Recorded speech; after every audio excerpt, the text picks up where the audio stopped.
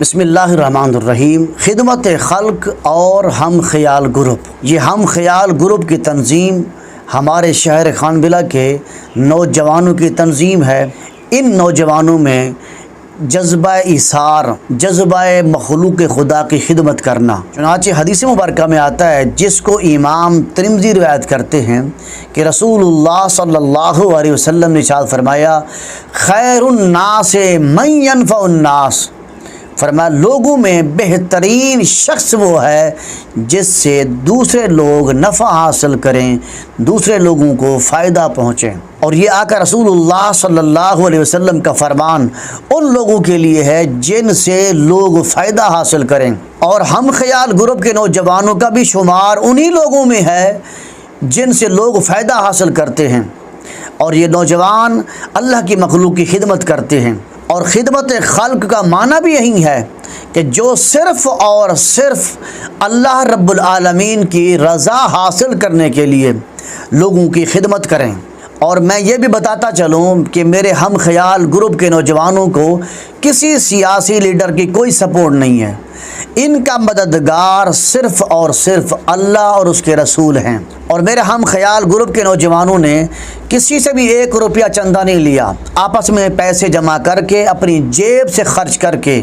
اپنی دکانداری، کاروبار، بزنس سے اپنی جیب سے خرچ کر کے، اپنی محنت کی کمائی سے خرچ کر کے انہوں نے شہر خانبلہ میں جگہ جگہ پر پودے لگائے ہیں۔ اور ہم خیال گروپ کے نوجوانوں کا ایک بہت بڑا کارنامہ یہ ہے کہ انہوں نے ریسکیو 1122 کے قیام کے لیے رات دن محنت کی، اور بالآخر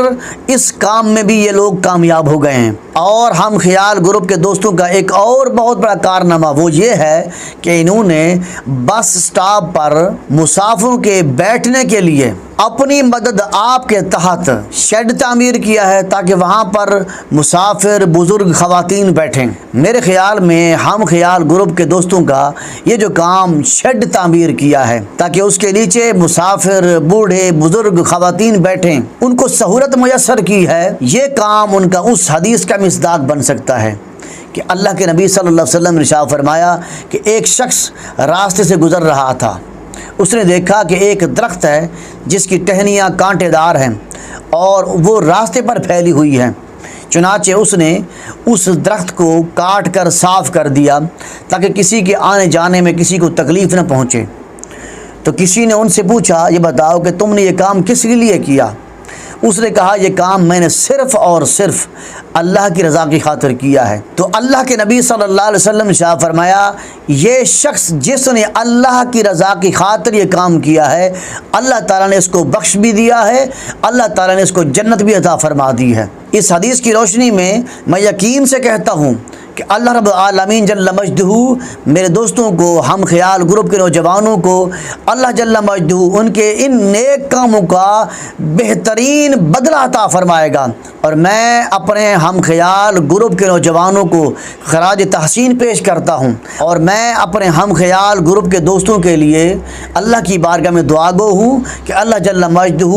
ان کی ان نیکیوں کو اپنی بارگاہ میں قبول فرمائے، اور ان کو دن بدن زیادہ سے زیادہ مخلوق کی خدمت کرنے کی توفیق عطا فرمائے۔ بالخصوص میرے بھائی ملک محمد ارشد نائد صاحب جو کہ ایڈوکیٹ بھی ہیں، اور ان کے جتنے باقی دوست احباب ہیں، جتنے ساتھی ہیں، اللہ تعالیٰ ان تمام دوستوں کو، تمام ساتھیوں کو دن دگنی رات چگنی ترقی عطا فرمائے۔ آمین۔